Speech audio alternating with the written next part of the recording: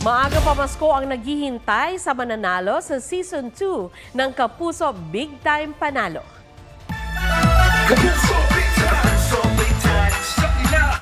Mahigit 10 million pesos ang ipamimigay kabilang ang tig 1 milyong piso para sa lucky na mamimili o lucky mamimili at sari-sari owner sa Grand Draw. Bumili ng mga produkto at mag-send ng entries simula September 28 hanggang December 6. Tutok lang sa GMA at official pages para sa announcements at sa complete mechanics.